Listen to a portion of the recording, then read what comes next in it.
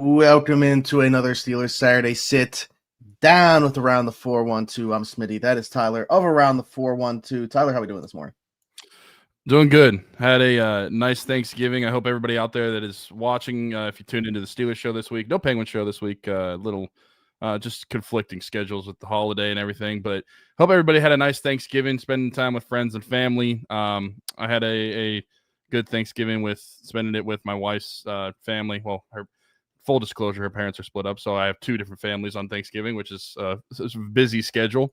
But yeah, and also some pleasant football as a Steelers fan. Seeing well, listen, I feel like there was a bit of a conundrum where the Cowboys quite literally were America's team this week, because I feel like back-to-back weeks I found myself rooting for the Cowboys, Eagles, and then the Chiefs. vast majority of the United States was probably Cowboys fans, which is the exact opposite of what they normally are. So good on you, Cowboys. How about them Cowboys beating the Chiefs? But then also the night game. Joey Ice is back, beating the Ravens. I mean, that's like – it almost felt like a Christmas game, because that was like Christmas morning, except it was an evening game for Steelers fans. Being able to have the Ravens get that loss, hopefully the Steelers could take advantage of that this week and get that other game as another game as a buffer between the two. But yeah, nothing really to complain about. And then, yeah, you had it still feels weird to have a game on a Friday with the Bears, and especially during the day. Like, you would think that they would be Black Friday night if you were going to do it. Right. But yeah, absolutely. But again, like Bears beating the Eagles, I'm like, maybe the loss to the Bears doesn't seem as bad now. I don't know. I just feel like there's a lot of things to come away with as a Steelers fans that were positives out of these last few days. And then we have a good college football slate coming up today. Pitt playing Miami. We'll see how that one goes. If Pitt can find its way into another ACC championship game, if they're able to beat Miami, and then they need one of SMU or Virginia to lose today. So we'll see how that goes. But yeah, good college football today. Good football weekend so far, starting on Thursday, and excited for this Steelers-Bills matchup. A lot more excited. I think after if anybody watched our Steelers show this week, I don't think actually you said if anybody it's been our most watch in like months, and probably more comments than we've gotten on any episode. People were actually it's funny that, like, I wouldn't call it negativity, because I think it's just like the state of where we are. Like, we're just being real about how we it's acceptance, stuff like that. Like, yeah, but like, I always say, like, negativity sells. I think when things are worse, for better or worse, like, I don't want it to be that way, but engagement's higher. Like, because I think people are just looking for somewhere to vent. So, like, this week's episode popped off and we got like 50 comments on the show. So, like, we appreciate you guys for tuning in, but certainly would like to think that's going to be the case, even when things are good. So, but to your point, I was telling my dad, the Bengals Ravens game on Thanksgiving is my third favorite Steelers game this year. I mean, it's true.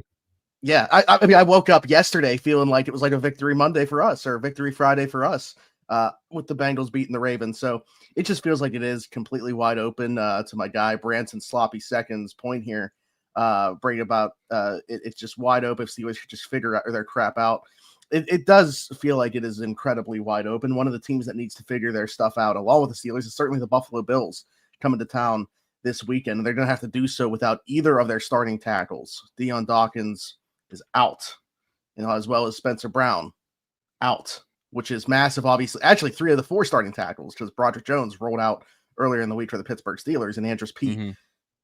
We can talk about that. Going to start in his place. Yeah, he's going to start in his place.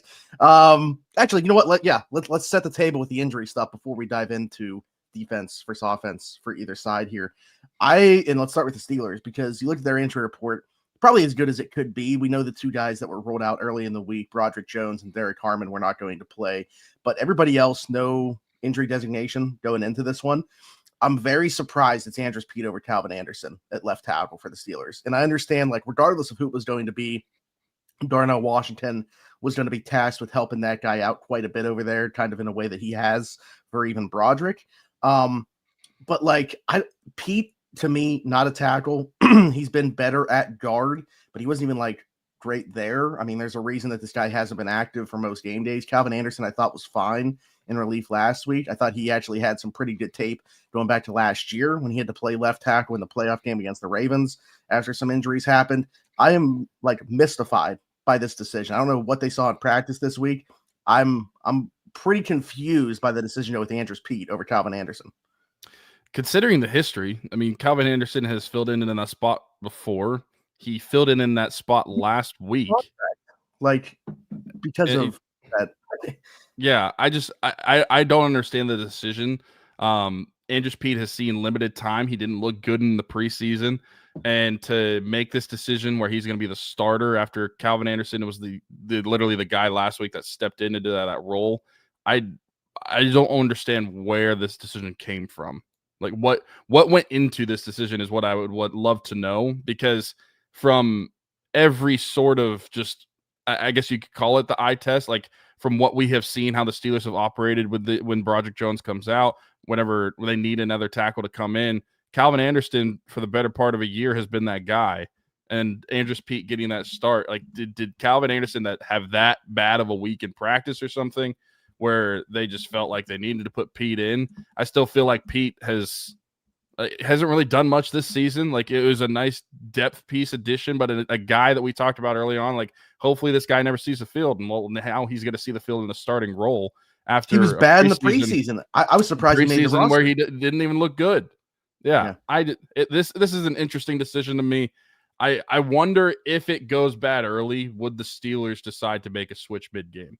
That's true. They can Calvin certainly Anderson. do that. I just, But I mean, maybe I we would have just started it. Calvin Anderson in the first place.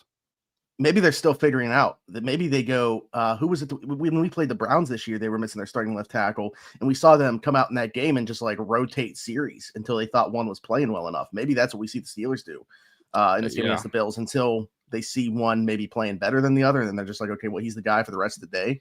I don't know.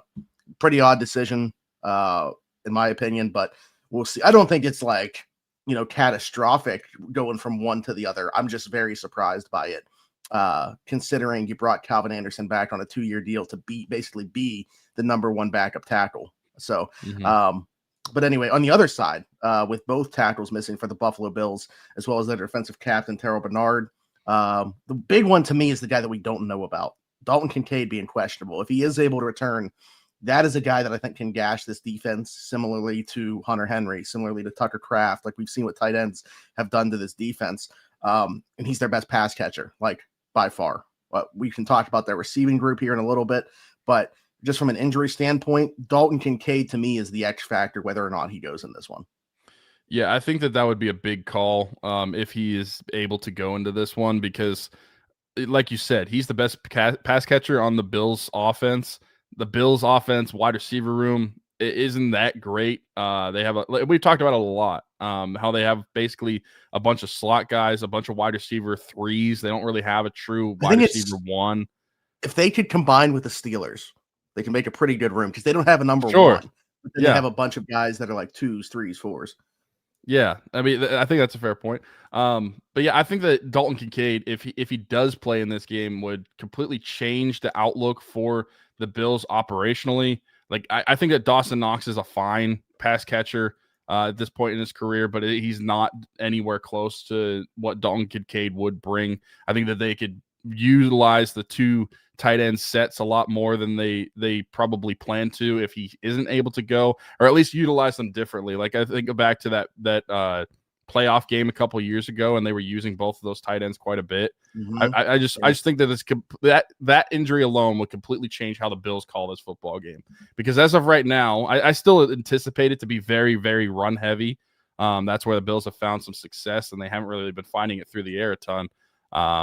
But if he's able to go, that's just a little different wrinkle into how the Bills might be able to operate in this one, and something that could burn the Steelers if he's able to go. Yeah.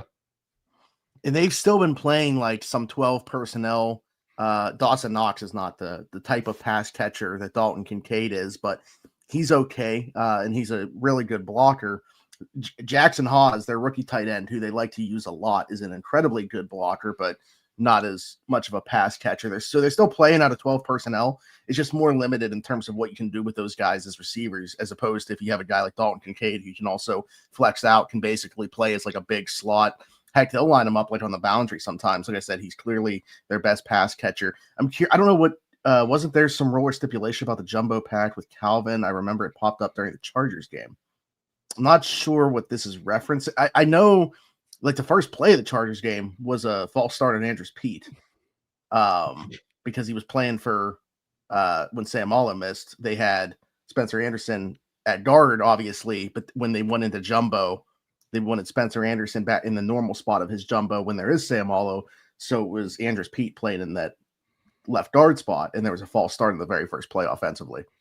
Not saying that that's what he's referencing. That just popped in my head when he said. I know. I know. I found it funny because it's like, let me answer this question with a roast of Andrews Pete real quick, since he's starting this week.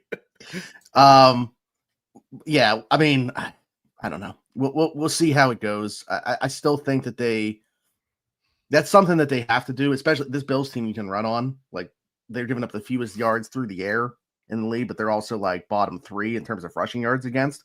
Not that Ed Oliver was like a great run stopper, but ever since he got hurt, it's definitely gotten worse in terms of their ability to stop the run. So we'll dive into that in a second here. But the other part of the injury stuff, obviously, that we've talked about is both tackles missing for the Bills. It's funny because like I've seen this so much. I think as Steelers fans, we're kind of just like trained to think that even if backups are in there, it's not going to make a difference. And in some cases, like I know people even think it's going to be worse. So like I get it from an attention standpoint, right? Like maybe we see more chips or whatever to help those guys out. I think that was always going to be the case anyways. Again, they do have 2 tight ends that are pretty good blockers as well. So I feel good about them winning those matchups. I guess the big question is Josh Allen going to speed up his process in a way that we saw, Justin Herbert do? Because he was one of the longest average time to throw quarterbacks, same with Caleb Williams, and sped up the process a bit against the Steelers because of the pass rush, the situation at tackle. Josh Allen, though, I feel like he just seems like, he is. It doesn't seem like he is a guy that is going to put on that cape and try to play Superman and extend plays for better or worse. Typically it's for the better, but there's certainly times where that's going to hurt him. Just saw it last week against the Texans. And he doesn't have the pass catchers, especially if you don't have Dalton Kincaid, to kind of play that way anyway. Like, who's winning quick? Khalil Shakir probably is the one guy. So if you just want to give him, 2-3 yard passes, I think the Steelers would be comfortable with that. So I just don't know that this is an offense that can make that type of adjustment to be able to get the ball out of the hands of Josh Allen quick.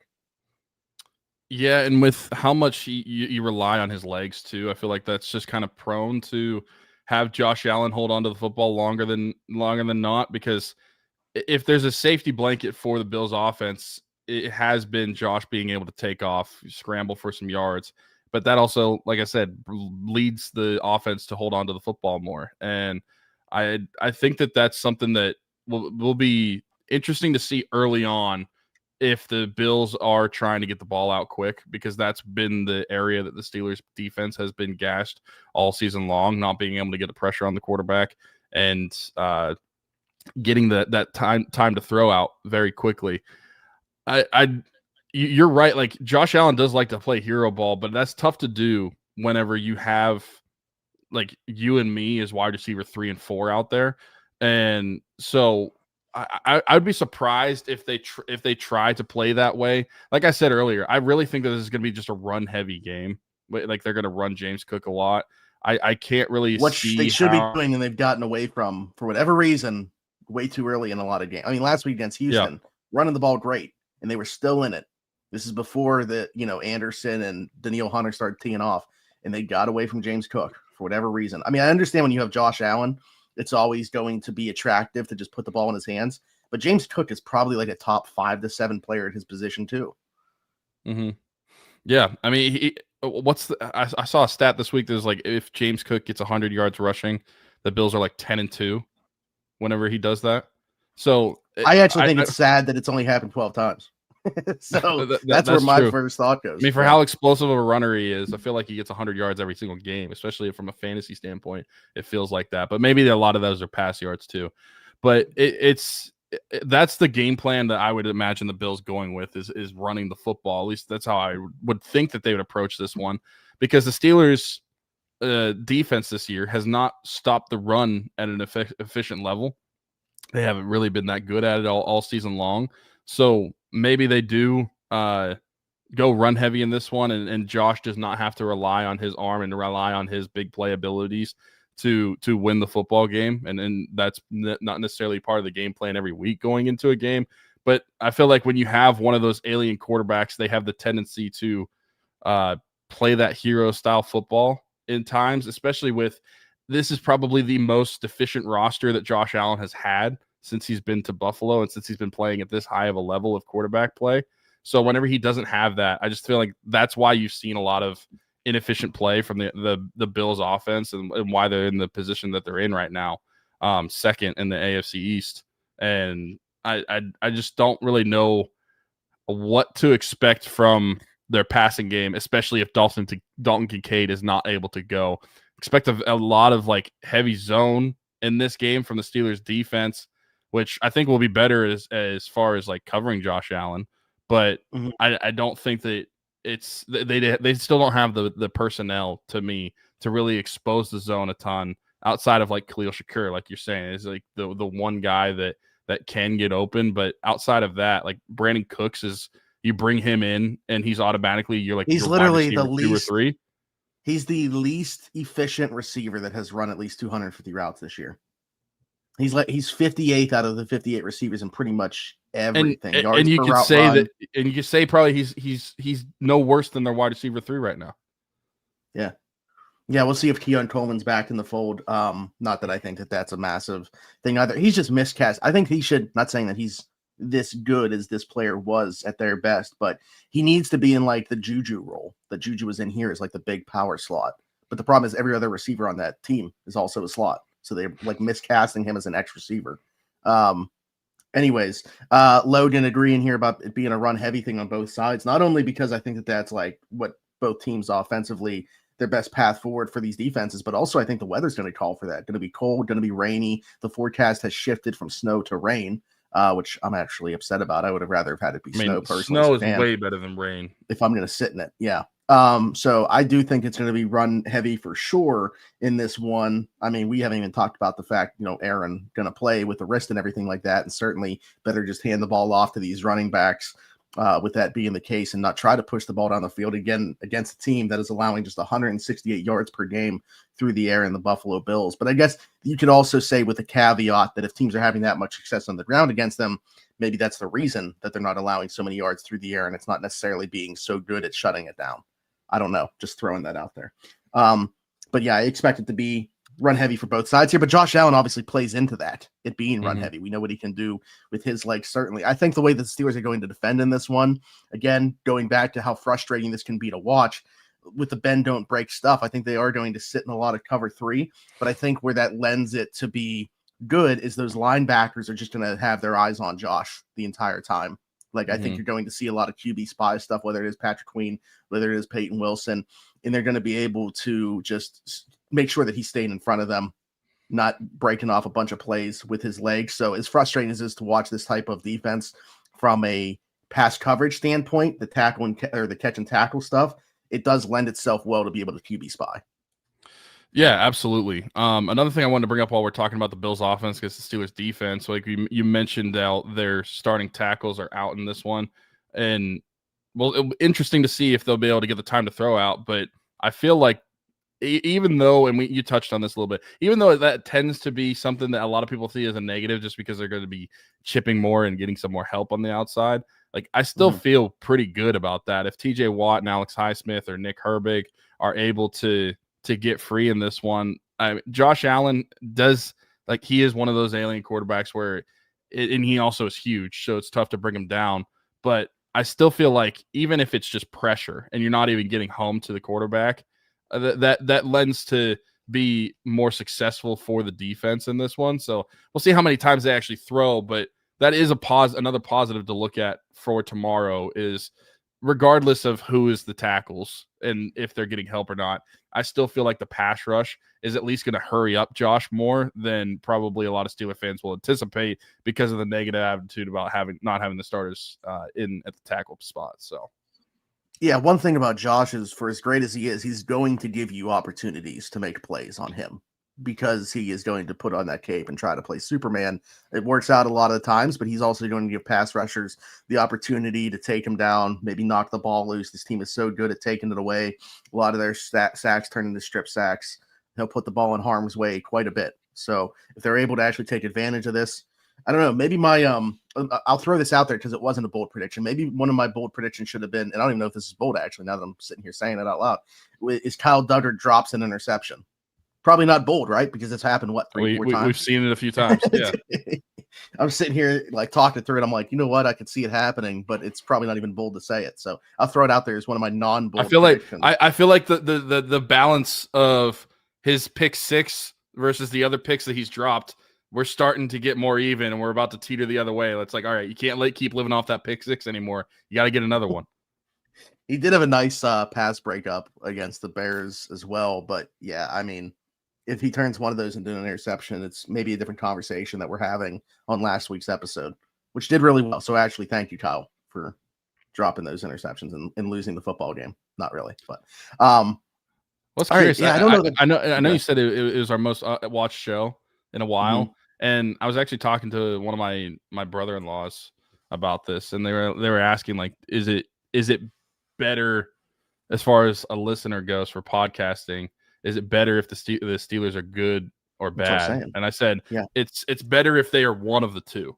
Like, if I think if you are now, if we were talking about, like, we haven't really talked about this in a serious manner really since the life of this podcast, but if you're talking about like the Steelers being Super Bowl contenders, I feel like that's a good thing. And if you're talking about them being bad, I also feel like that's a good thing as far as engagement goes. The worst thing is whenever they're average. And then they're just most of the time, which has been most of this podcast. But when they're just kind of like mediocre and boring, that's the worst thing in the world. But do you remember any of the episodes from like specifically in 2020, like where they were winning every single game, but it was just like for some reason it's a blur to me, like the conversations that we would have. Obviously, we're doing the show every week. But I don't really remember recording, like, obviously we did them. I don't really remember what we talked about. I wonder how far into the season we got before we brought up this is probably a fraudulent 11-0, because I remember defending against that earlier on, but the closer they got to 11-0, it's like, okay, you can kind of see the cracks in this this team, and then they lost 5 of their last 6 games, including the playoff game. 4 or 5. Yeah, 4 or 5. The one win that they had was when you said about the Colts game at halftime. If they come back, I'll buy everybody a PS5. Yeah, they came back, and that was their last win within that stretch. Probably my most engaged tweet of all time. Boston said, "I'll listen to you guys for the next 20 10-7 seasons." we appreciate that. If they have 20 consecutive 10-7 seasons, is there at least a playoff win or two sprinkled within those 20 seasons? Hopefully. All right, I've said enough about the Bills offense versus Steelers defense, I think, unless you got anything else. Okay, let's flip the script and talk about the Steelers offense, because this is where it's going to be a big mystery. Aaron did go under center a little bit on Friday at practice. I think that there's a chance we see something we haven't yet, and that's the Steelers offense operating on a pistol. We haven't seen it yet. I think that that's a way to maybe mitigate if he's not able to go under center and feel super comfortable with it. I'm not surprised that he's playing necessarily, but I'm surprised it's like no injury designation at all going into this. Like, they were just super comfortable making that decision on Friday. I thought they could take it up to Sunday to do so. But either way, whether it was going to be Aaron, whether it was going to be Mason, it wouldn't have changed the way I think the Steelers offense needs to play in general, really. But certainly in this one against this Bills defense, where it's just a lot of Jaylen Warren, a lot of Kenny Gainwell. Do I need to say it again? I'll say it again. I think we should see a little bit more Caleb Johnson than we've seen up to this point as well. Especially because, like, with the weather conditions and everything like that, with the volume that I think you need to run the ball, I think you're going to need to use all 3 backs to keep them fresh. So I think ground and pound game, I think that this team can run on this Bills defense, even with it being Andrews, Peter, Calvin Anderson, whatever they end up doing over Broderick Jones because of the injury. They should be able to run the football on this team. And also the extension stuff of the run game, the screen game. I think if you are worried about Bosa and Russo against these tackles, whichever one ends up lining up on Peter Anderson quite a bit, the screen game, whether it's the backs, whether it's Jonnu, I think that is the one way that he can be utilized effectively in space. That type of stuff, I think, is going to come into play as well. Yeah, I think that this is a similar conversation that we've had several times over this season. The Steelers should be effective on the ground. They should get effective play out of the tight end usage. This Bills defense is not what it used to be. I think that the interior of this defensive line for the Bills defense is not that good.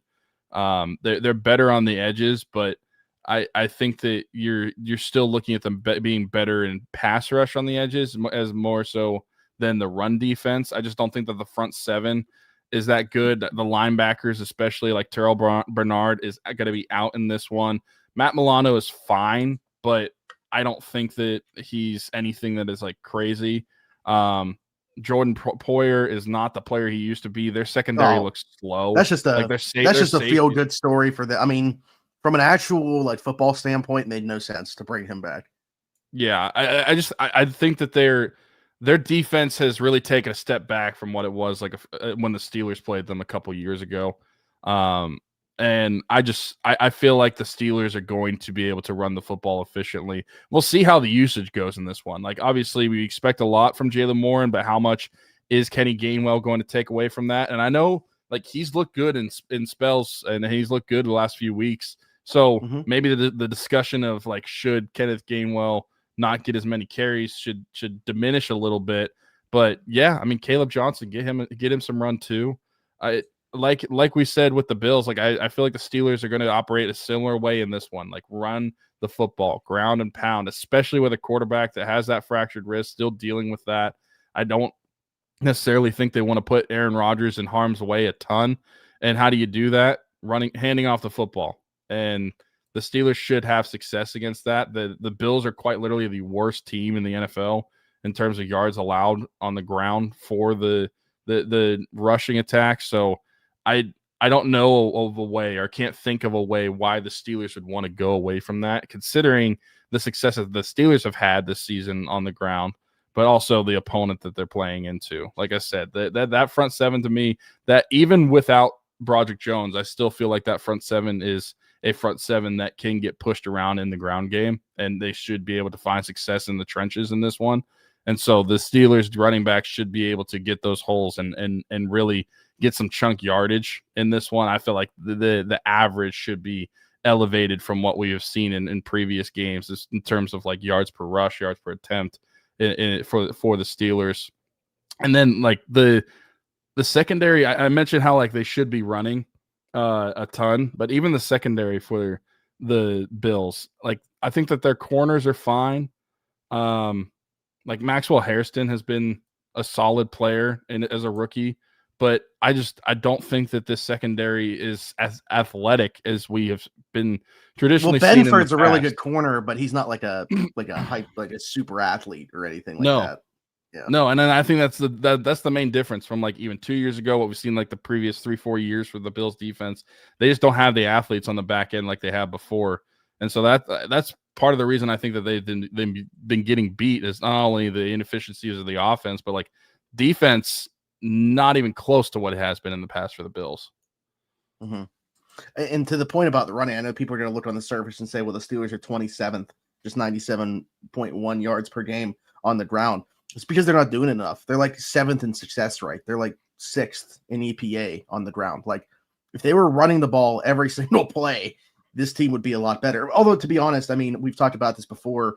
I hate spending too much time like griping about this offense. You can be upset about the way that it was constructed, but at least with like the result that you end up getting, I don't know how you can be that upset about it because of the way that it was constructed. Like they are certainly overachieving with what they should be. I mean, this is the 10th scoring offense in the NFL right now. When you look at what they have at their disposal on paper, that is, I mean, punching above its weight if I've ever seen it. Yeah, 100%. Every single game, I don't really complain too much about what the offense is. Like, obviously, there might be certain plays that are more annoying some, but the offense is overachieving, And compared to what we've seen in the past, this is really all we've ever asked for, is having a league average offense. And like you said, they're better than league average in scoring. They're 10th in scoring. But having a league average offense is what we've really been clamoring for over the last 5 years. And we finally have it. It just so happens the defense on the flip side decided to forget how to bottom play. 10 group. Yeah. Despite all the resources put into it. Yeah. So, I mean, it's been frustrating at times watching certain things of the offense, certain drives of the offense, but overall, I have not been that upset about the offense overall. Same thing with like Aaron, like his play is diminished since the beginning weeks of the schedule, but I don't think that he's any worse than what we have gotten in the past, like what he was with Russell Wilson, Justin Fields, Kenny Pickett, Mr. Trubisky. Like, honestly, the best quarterback we've probably gotten was there's 3 weeks of Mason Rudolph since Ben's retired or there's 2 weeks against the Ravens and the Raiders of Kenny Pickett prior to Aaron showing up. So, yeah, it's this. I think that this Steelers offense should find some success. I think, honestly, there should be a lot of motion in this game. Like, the Steelers should prepare to run with motion, because I feel like that's going to throw off the Bills defense and get some success out of it. But yeah, I feel like we've had a similar conversation several times this year, where the ground game should be the way that the Steelers go with. The tight end usage should be an uptick in this one. And I don't think that that's necessarily wrong, even though we keep saying it. It makes sense why we keep saying it. That's what the Steelers' bread and butter has been for the entire season. And I think that can continue on to Sunday, especially given the weather and everything. Like that type of game is going to be probably predictable because of the atmosphere of the game. Yeah. All right. I think that we've set the table. Now we can get into some predictions. You guys know the drill, bold predictions, offense, defense, and then, of course, our final scores. I feel like I always end up wrapping up, so I'd like to I always end up going first when it gets to final score and stuff. So I want to flip it. I want you to be the first one to go. So I'll let you decide whether you want it to be offense or defense first, and then we'll go back and forth. Okay, we'll go offense first, since we're just talking about them. I think that the Steelers are going to find some success on the ground in this one, and the Bills defense has given up a ton of yardage on the ground. And despite not, like you said, 97 rushing yards per game for the Steelers? Mm-hmm. I think they're going to double that, over 200 yards on the ground in this game. I mean, that's actually kind of along the same lines as DBs. I think Buffalo's given up over 180 something, like 3 times this year on the ground. And DB predicted it's going to happen again with the Steelers. So he's kind of in that same vein. My guy Q's in here. He said, love Tyler's hat. Yeah, I don't know if I've seen that before, actually. Girl dad. Go ahead. I would say I got it last year whenever Sydney was born. She's about to turn 1 this upcoming week. So wanted to rep this on here. She's had that for a while. Yeah, I've had this for like a year. Yeah. It is a I don't know, you can see the logo. It's a Barstool hat. But I thought it was a good looking hat and got it after Sydney was born. And I've worn it some, but yeah, she turns 1 on Wednesday, so been repping it. How well I pay attention. Anyways, all right. So yeah, I like that pick. We've talked about, I also feel like they're going to have success on the ground. However, let's get bold here. I'm going to say a rushing touchdown in this one from a non-running back. So, Jonnu, Connor Hayward, Calvin Austin, DK Metcalf, Roman, one of those guys gets a rushing touchdown. It's funny because, like, as I was saying this yesterday, they were like, what about Aaron? And I was like, yeah, I'd probably have him, like, I don't know, 5th or 6th on that list that I just said for guys that can have a rushing touchdown. I mean, we've seen Aaron scamper a little bit this season, but like with his injury, do you even think that he would even think about running for a first down, let alone a touchdown? I don't know. Yeah, it certainly wouldn't be in like a traditional QB sneak fashion. No, that's not going to happen. So like, yeah, it'd have to be like at like the maybe 3 or 4 yard line, and it's like, well, not in a designed QB run, obviously, like a broken play where he has a lane If Like, they I had just think if they had a design QB run even with him fully healthy at all this year, I'd be shocked. Mm-hmm. Boston said real ones remember Weeks wearing that hat. Come on now. Listen, I'm not a real year's one. a long time. A year's a long time. I probably wore it early back in January. But yeah, it's been a year. Joel's been pretty good with his bold predictions. So he says an RB will throw a touchdown at the goal line or near it. Okay.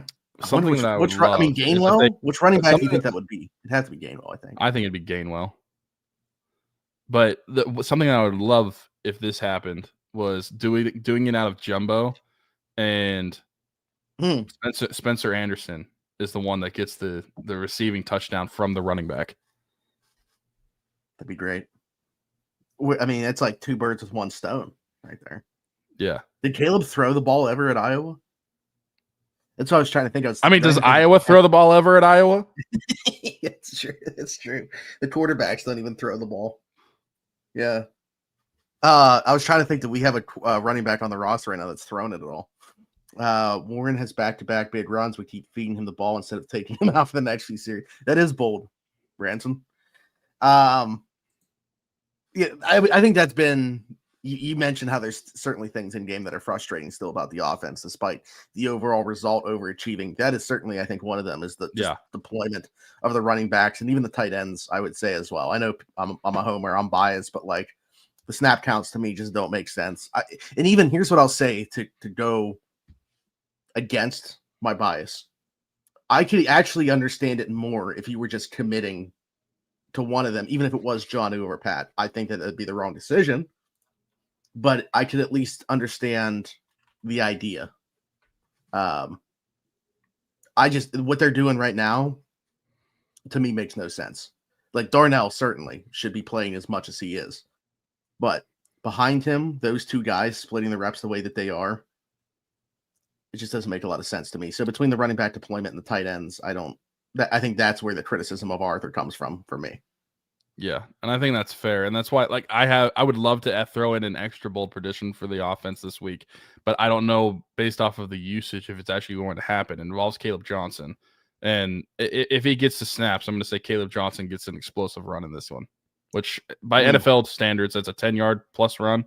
So I think that if he gets an explosive run in this one, but we'll see how many attempts he actually gets. Okay, my defensive one here. A lot of talk about the tackles missing in this one, obviously, and your mind goes to the edge rushers. Well, I think they're certainly going to create some pressure, but I think it's going to force Allen to step up into the pocket so it collapses on him. We get Y.A. Black's first NFL sack in this one, who is playing for Derek Harmon. I like that. My favorite thing about that is that we get the celebration back. We need on Thanksgiving weekend. Yeah, we need the belly rub on Thanksgiving weekend.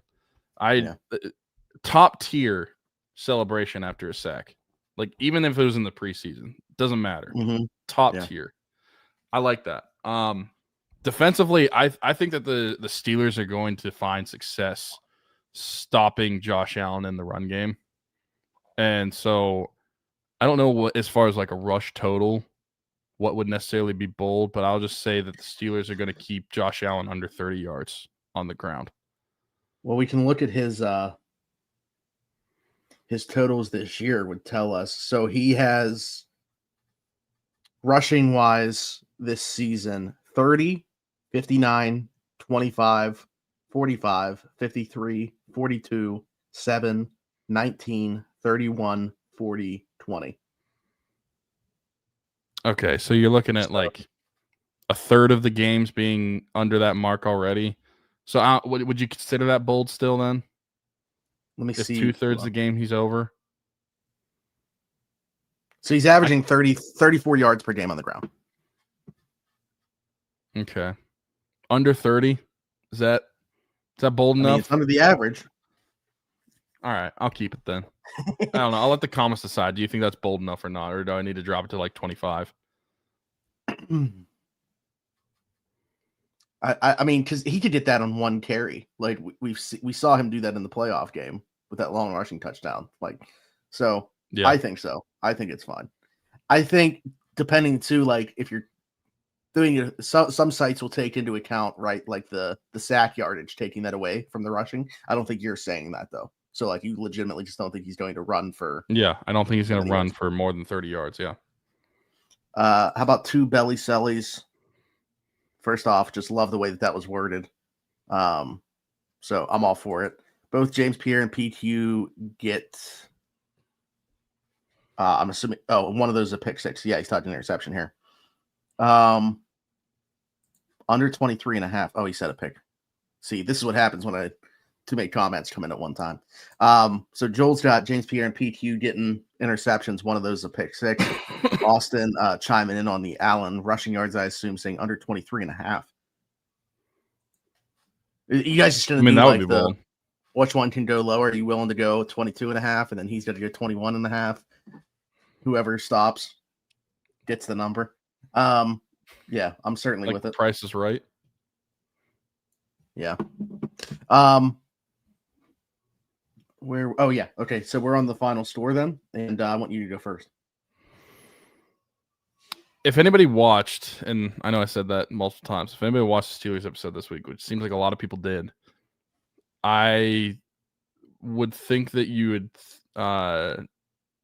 imagine that we are probably not very positive about this one, but I think that I've kind of talked myself into the Steelers having success in this game and the Bills having the deficiencies that they've had so far this year. I just feel like we've seen it several times this year. Whenever we count the Steelers out, especially after a bad loss, look at what they did versus the Patriots. Look at Minnesota, Indianapolis. Like, they've won games this year where it seemed like there was no way they were going to win the football game. And I feel like we have another one of those. And I think that the Steelers are going to win this game. I think it's going to be kind of sloppy. And I think that the Steelers will win by a score of 24-20. All right. Why do I do this? I wanted you to go first. Because, well, first off, we have the same score. So really, yeah, just I'll throw that out there right away. I've done a massive pivot this week. I think if we didn't have Steelers Saturday Sit Down and the weekly episode was predicting the following game, my tone would have been very different. I think my prediction might have been different, but just throughout the course of the week, the tackle situation, obviously, for Buffalo, getting Aaron back, despite as limited as he might be. The injury report looks good outside of the 2 that we know weren't going to be playing in this one. You can run the ball on Buffalo. Went back and watched some of it. DB did some cut-ups on that defense. They looked very like 2023 Steelers defense, where like the pass rushers and Rousseau, Bosa, some of the guys they mix in are pretty good. But like you were talking about, they're so athletically tapped on the back end. They can't cover sideline to sideline. They're super slow. So not only did I start to see a path to victory, I got to the point where I'm predicting it to happen. So I also have the Steelers, and I also have it. The score is 24-20. I least in the case of me, I'm not saying. Listen, I would like to think that Tyler's not just ripping me off here, but in the case of me, you can't say I'm ripping Tyler off because I made this prediction yesterday. So no, and here's the thing. Here's the thing, and this is completely transparent. I normally watch Steelers Afternoon Drive, on Fridays just to make sure that like I'm not necessarily saying the same thing, same prediction as what you just had like the previous day, like the same conversation twice in a row on the next day.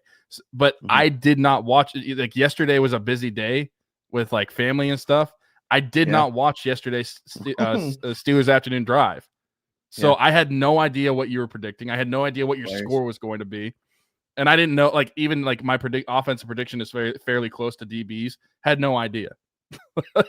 It just happens to happen that way. And you and I were on a similar mindset with this one. I think that a lot of people are going to be like, how all of a sudden are you pivoting this hard after just the way that you guys are talking on the Steelers episode? To be honest, like that doesn't really change how I feel. I don't think the conversation we were having necessarily says anything from a game-to-game basis. It's more about the overarching state of the franchise. but like game to Right. game, I don't necessarily think that it really matters that much. And, you know, I was having a conversation. My boy Alec was over yesterday, and he's with one of his friends that's a Bills fan. And they were at my house last night watching football. And we were talking about it and like saying which situation is more frustrating. And I can certainly see where the Bills one would be, right? Like you have this alien quarterback in Josh Allen where you feel like your window is always open. And like look at the way that they've constructed that roster around it, like especially this year. Like it almost feels like what is the path for them this season? And then it's just like a lost season, and you never know when you're going to get back. Unfortunately, things could happen at any time to completely shut that window. So I understand where the frustration lies, even on that side of things, for a team that's like just always at least in the second round of the playoffs. And when you add the other wrinkle, like we've been saying this, including the Bills in this sense, but like the AFC is not as strong as it has been in the year past, at least with the teams that have those alien type quarterbacks. And I'm sure Bills fans are looking at Kansas City in the position that they're in and thinking, great, the year that we finally don't have to run through Kansas City in the playoffs, we're playing the way that we are. And now we're going to have to run through Foxborough. Yeah. Which I think they would feel better about doing, but like not even a guarantee that they're going to be there. Like there's a very real possibility that 2 out of 3 of Josh Allen, Lamar Jackson, Patrick Mahomes aren't in the playoffs. Yeah. And we know, I mean, barring a miracle, also not Joe Burrow because of him not being around up until this week, since week 2. Yeah. So, but I didn't even throw him in there because I know like Dan Orlovsky always says about the playoffs missing Joe or whatever. It's like, well, I mean, you look at since he got into the NFL, he's not been in the playoffs more than he's been in. So I don't know that we need to do this every year. Like not necessarily because of him, but it's just the reality of it. So I don't know that every year that the Bengals miss the playoffs, we need to say about not having Joe Burrow in the playoffs. Boston says 34-17 Bills coaching staff changes get Ladd. Also Tech 37, BYU 19.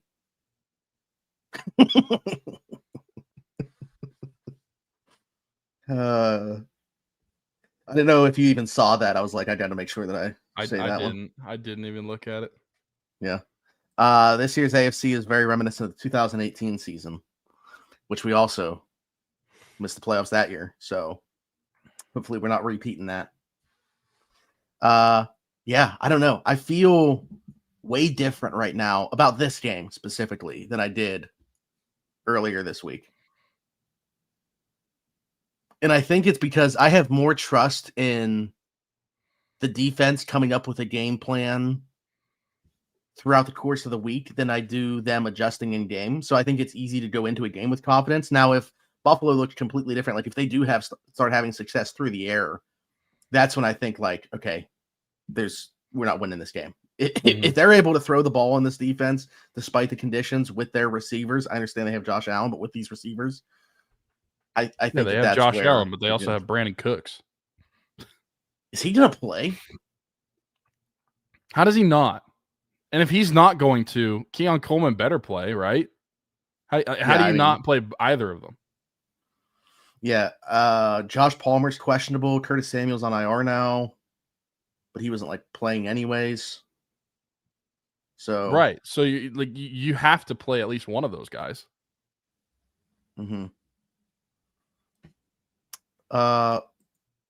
Bucks 35, D-Bags 10. Is this a Ohio State Michigan prediction? Is this Ohio State Michigan?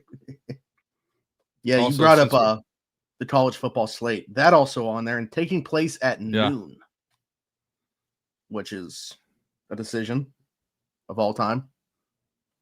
Isn't it like always at noon? Not always, but I think it has been the last couple of years at least. Yeah. But the reason that I said that like that was because Miami Pitt is also at noon, so that kind of stinks. Oh, yeah. And also I'll be at my niece's birthday party, so fantastic. Happy birthday, Cammie. Also, you Boston. I feel like I should bring this up just so we know.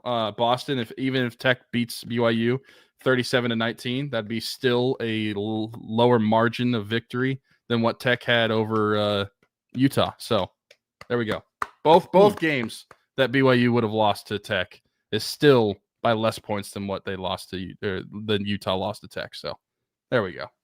All right, we gotta shut this down. Boston's getting too rowdy now. Pitt fans, be ready to get let down again.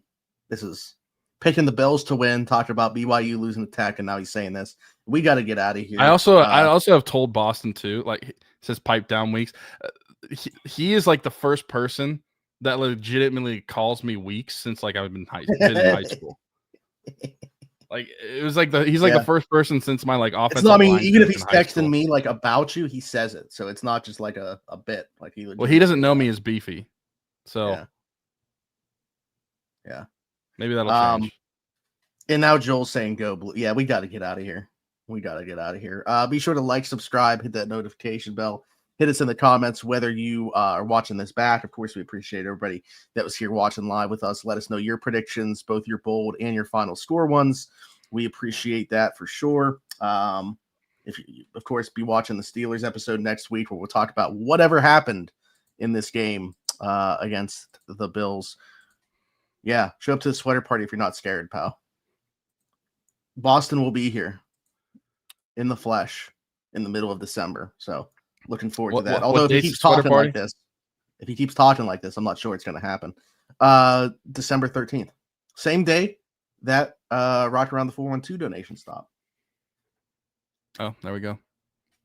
I don't think I'll be able to make it. Don't think I'll be able to make it. I'm flying to Maui 2 days after that.